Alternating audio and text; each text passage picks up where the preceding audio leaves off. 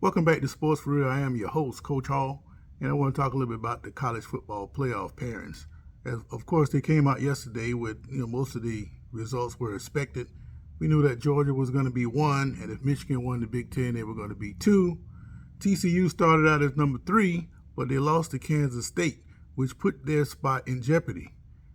But the College Football Committee came through and allowed TCU's body of work to take the place of that one loss to Kansas State. Given the fact that they beat Kansas State earlier in the year, is the final factor that kept them in the playoff hunt. Now, number 4 coming into the weekend was USC. They had the number 4 seed, and all they had to do was dispatch of Utah. Just like TCU had beaten TCU earlier, Utah had beaten USC. So it would have been a feather in their cap if they could have beaten Utah to put a cap on their playoff berth. But it was a great disappointment to see how that game ended for USC. Regardless if you like them or not, the display they put on defense was, a lot of bad high schools don't even look that bad the way they look. They couldn't tackle nobody. They played a perfect defense. They lined up and then let the guy catch the ball and just let him get away. I mean, I hadn't seen nothing on the college level like that a long time, if ever. And because of that, it exposed a lot of flaws with USC. It showed you for sure that Caleb Williams probably is the best player in the nation. Because if he couldn't run around and make those plays and catch those guys wide open downfield, then USC had a problem. And it showed once he got hurt. Once he got hurt, they just enclosed him and he couldn't escape like he wanted to, and then it just got worse from there. So the beneficiary of all that is the new number 4, Ohio State. And because Ohio State is in the playoff, that makes this intriguing.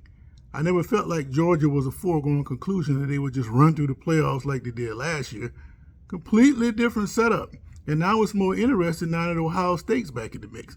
They got embarrassed at home by Michigan. And Michigan is sitting in the playoffs. So what better revenge or motivation is to get into the championship round and to have Michigan sitting there waiting for them? Because if you look at the playoffs, people in Ohio State is already calculating, well, we can just get by Georgia. We expect Michigan to beat TCU, and then we can get our revenge on Michigan.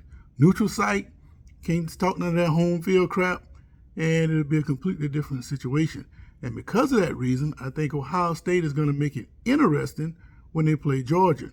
They got a running quarterback, which gives Georgia or any other defense fits. All they have to do is find a way to protect Stroud from that vicious defensive line that Georgia has. If they can run the football and the quarterback is running, they're going to cause some problems for Georgia.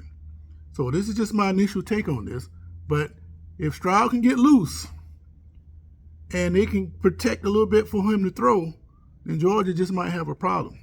And Michigan, the way that TCU has been coming from behind all year, that kind of ran out on them. They get a chance to have a reprieve when they play in the playoffs.